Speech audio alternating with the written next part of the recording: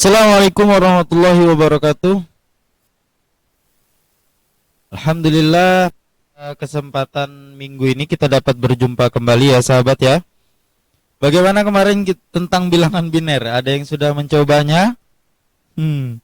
Ya, itu adalah bahasa komputer ya. Nah, bilangan biner masuk di pertama. Makanya sangat sia.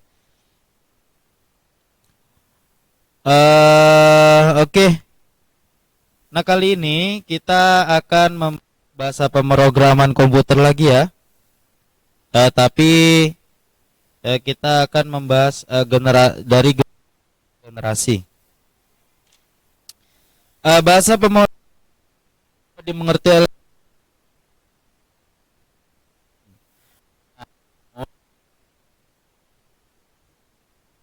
untuk digunakan oleh manusia ya, karena susah diingat. Bayangkan aja kalau kalian misalkan nulis nama kalian pakai bilangan biner, itu kayak apa panjangnya gitu. Sedangkan angka aja panjangnya segitu ya. Nah, kalau huruf bagaimana? Kita cuma mengkonversi angka kemarin ya, angka desimal ke bilangan biner. Segitu ribetnya. Bagaimana kalau huruf? Nah, jadi seperti itu. Nah, seiring berkembangnya teknologi, maka bahasa mesin atau bilangan biner digantikan oleh bahasa pemrograman yang lain ya, atau bahasa pemrograman generasi kedua. Nah, ini generasi pertama tadi 001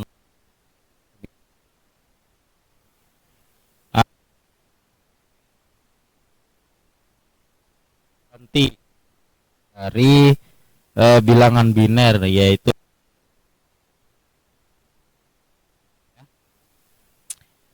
jadi ini adalah pengganti yang tadi bilangan biner.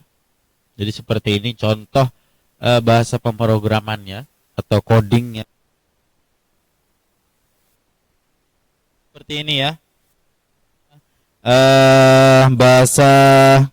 Bahasa komputer generasi kedua. Nah, ini bahasa ini juga termasuk bahasa tingkat rendah. Kenapa tingkat rendah?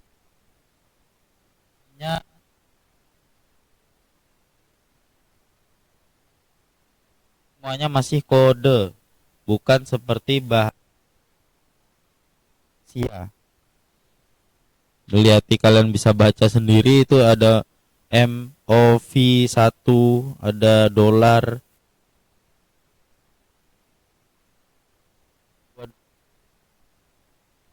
kode apa gitu.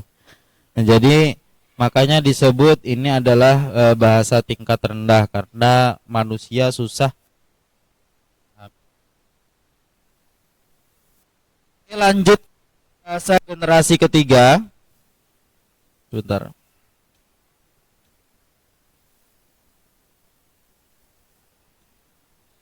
Nah, ini adalah bahasa generasi ketiga, termasuk bahasa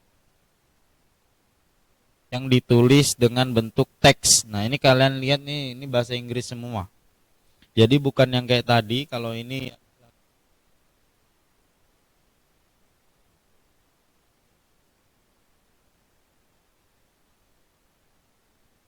dia berbentuk angka dan huruf ya. Itu berbentuk kode, mungkin satu kode itu cuma kalau diterjemahkan jadi huruf A aja, kita nggak tahu. Nah, kalau ini sudah jelas, sudah seperti bahasa manusia, bahasa mesin yang seperti bahasa manusia, bahasa Inggris ya semuanya ya kalau source code itu. Nah, ini coding, ini contoh di plus. Ada kalian lihat di buku kalian. Nah, ini contoh source code-nya atau kodenya dari si bahasa pemrograman C++. Di sana ada Java, ada JavaScript, nah, seperti itu. Kalau kalian seneng tentang dunia pemrograman, mungkin ada yang paham ini. Maksudnya Java, PHP, nah itu mungkin ada yang tahu, atau SQL. Ini generasi ketiga ya. Oke, kita lanjut ke generasi keempat. Nah, ini generasi keempat, dia bahasa pemrograman tingkat tinggi juga. Dia hampir sama tadi, hampir sama kayak C++, karena dasarnya hampir sama aja. Kan kalau ini PHP. Nah, PHP ini biasanya digunakan untuk source code-nya ini ya, untuk codingnya website. Nah, biasanya pakai ini. Orang bikin website, dia nggak cuma bikin di drag gitu terus dipotong-potong gambarnya, enggak. Orang bikin website pakai coding juga, atau pakai ini bahasa pemrograman ini. Jadi ngetik. Nah, jadi seperti ini ya codingnya, atau seperti ini bentuk pemrogramannya atau bentuk bahasa pemrogramannya. Jadi kalian ngetik-ngetik nanti muncul gambar kayak gitu. Tapi diketik dulu semuanya. Nah, ini contoh bahasa PHP ya. Bukan PHP yang itu, tapi emang bahasanya namanya PHP. Ada juga, ada Python, ada Perl, ada PowerGL, ada SQL. Nah, SQL ini biasanya dipakai untuk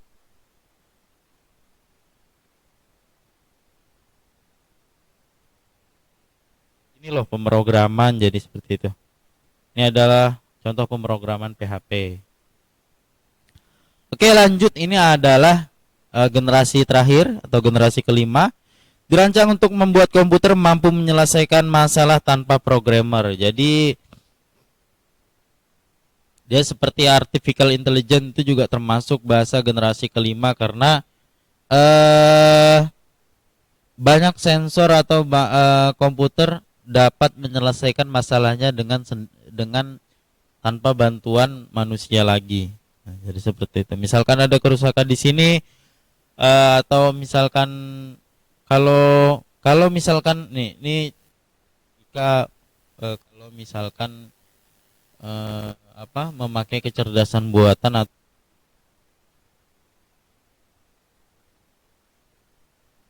cabang jalan, yang satu buntu yang satu enggak, maka komputer sudah bisa membedakan mana yang bisa dilewati dan mana yang tidak bisa dilewati.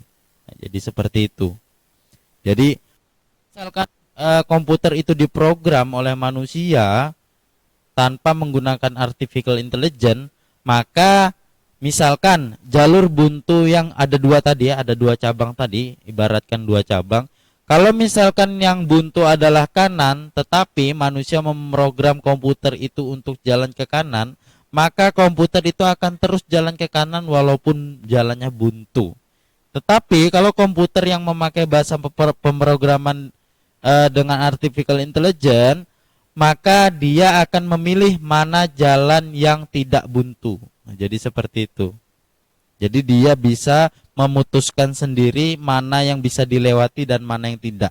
Kalau misalkan bahasa pemrograman yang sudah diprogram oleh manusia itu sendiri dan tidak memakai artificial intelligence, maka komputer itu akan melewati apa yang diperintahkan oleh manusia.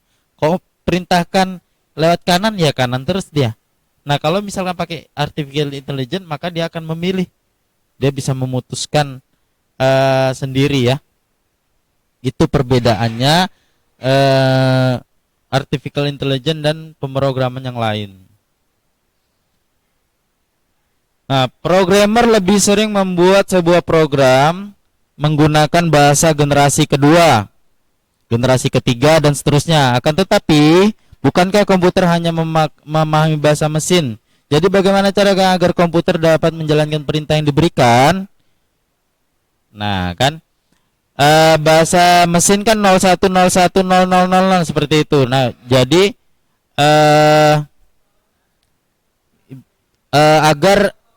agar mudah perkembangan teknologinya, maka bahasa generasi kedua, ketiga, keempat itu banyak dipakai oleh programmer. Nah, bagaimana caranya agar bahasa yang mudah dipahami programmer ini menjadi bahasa mesin yang 0101? Nah, ada yang namanya compiler. Nah, compiler ini menerjemahkan dari bahasa generasi kedua 3, 4, 5 menjadi bahasa mesin. Karena walaupun komputer sekarang canggih, masih tetap menggunakan bahasa mesin atau bilangan biner. Nah, dari bahasa generasi ketiga, keempat, kelima itu dikompil oleh kompilator. Nah, itu istilahnya dikonversi lah sama compiler ini ke bahasa mesin. Jadi mesin atau komputer itu memahami bahasa yang diketikkan oleh manusia. Jadi seperti itu. Jadi di situ di buku kalian ada di halaman 85 programmer menggunakan bahasa generasi ketiga, terus ada compilernya di tengah. Nah, dari compiler ini mengkonversi atau menerjemahkan ke bahasa mesin sehingga komputer itu dapat memahami apa yang diperintahkan oleh manusia ini tadi. Terus si programmer mau buat apa nih buat di mesinnya. Sahabat, itu dulu penjelasan Bapak hari ini mengenai bahasa pemrograman ya. Mudahan kita selalu diberikan kesehatan oleh Allah Subhanahu wa taala. Jangan lupa cuci tangan, jaga kesehatan, jaga jarak. Assalamualaikum warahmatullahi wabarakatuh.